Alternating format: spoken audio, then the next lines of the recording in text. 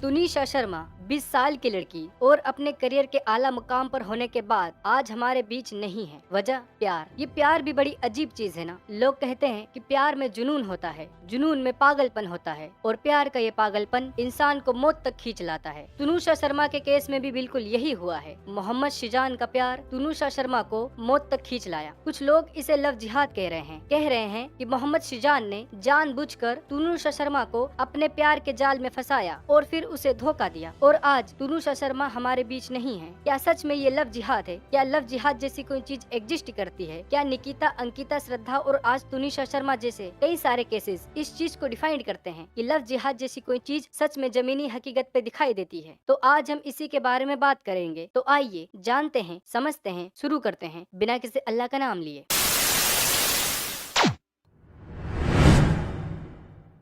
तो नाजरीन, पहले हम लोग समझेगा ये लव जिहाद होता क्या है। हिंदुत्ववादी लोगों का ये इल्जाम है कि जो मुस्लिम लड़के हैं वो जानबूझकर हिंदू लड़कियों को टारगेट करके अपने प्यार के झांसे में फंसाते हैं। लेकिन नाजरीन, क्या इसका कोई रेफरेंस आपको कुरान और सुन्नत के अंदर मिलता है? क्या इस्लामी किताबें इस चीज की इजाजत देती है कि आप गैर मुस्लिम लड़कियों को अपने प्यार के जाल में फंसाओ और फिर उन्हें कन्वर्ट करो? जी नाजरीन, मैं आपको बता दूं कि कुरान के अंदर एक लफ्ज बार बार आता है और वो है जिहाद का। और जिहाद जो कि हर एक मुसलमान के ऊपर फर्ज है, यानी कि उसके ऊपर कंपलसरी है। तो जिहाद के अंदर आता है जिद्दो जहद, यानी कि आपको काफिरों को या गैर मुस्लिमों को इस्लाम के अंदर लाने के लिए किसी भी तरह की जिद्दोजहद कर सकते हो। ये सब आपका काम है। इसके अंदर आप झूठ भी बोल सकते हो, इसके अंदर आप उसे लालच भी दे सकते हो, इसके अंदर आप उसे बहला फुसला भी सकते हो और इसके अंदर प्यार का झांसा भी दे सकते हो। लेकिन नाजरीन, सोशल मीडिया के ऊपर जिहाद का माने आपको कई सारे लोग बताएंगे कि जिहाद एक तरह का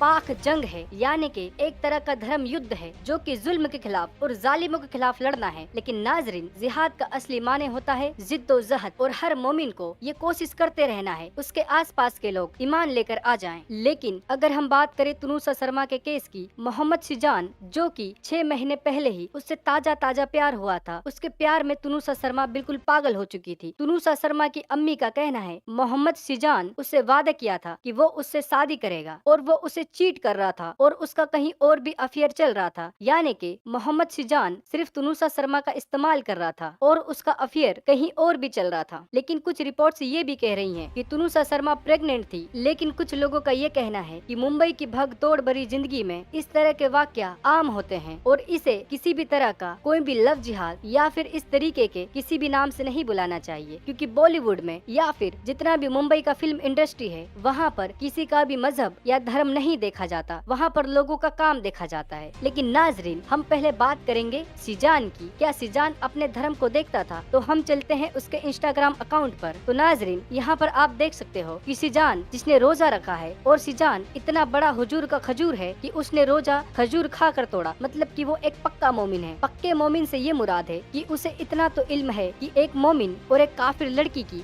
शादी नहीं हो सकती, ये इस्लाम के खिलाफ है। तो क्या इसके अंदर रिलीजन बीच में आया है या फिर जो जिसान है उसे पता था कि कुरान के अंदर उसका अल्लाह उसको इजाजत देता है? कुरान सूरह अन-निसा वर्स 3, अगर तुम्हें डर है कि यतीम लड़कियों से निकाह करके तुम इंसाफ न रख सकोगे तो औरतों में से जो भी तुम्हें अच्छी लगे तुम उनसे निकाह कर लो, 2-2, 3-3, 4-4 से। लेकिन अगर तुम्हें बराबरी न कर सकने का खौफ हो तो एक ही काफी है, या तुम्हारी मलकियत की लोंडिया ये ज्यादा करीब हैं। तो नाजरीन, कुरान के अंदर अल्लाह ताला ने जब 2-2, 3-3, 4-4 बीवियां रखने की इजाजत दी है और अलग से तुम लोंडी रख सकते हो जिन पर किसी भी तरह का कोई लिमिट नहीं है, तो उसके बाद एक मोमिन से उम्मीद करना कि वो सिर्फ एक ही लड़की से वफा करेगा, प्यार करेगा, तो आप गलत हो। और इसी तरह की बेवकूफी तुनिशा शर्मा ने की, जो कि हाल के दिनों में श्रद्धा वालिया का केस भूल गई। इसीलिए मैं कहता हूँ कि प्यार वो भी एक मोमिन से जिसको उसके अल्लाह ने इजाजत दे रखी है कि वो 4 शादी कर सकता है और उसके बाद वो अनगिनत लोंडी भी रख सकता है, तो तुम उससे प्यार की कैसे उम्मीद कर सकती हो? लेकिन अब बात करते हैं लव जिहाद की।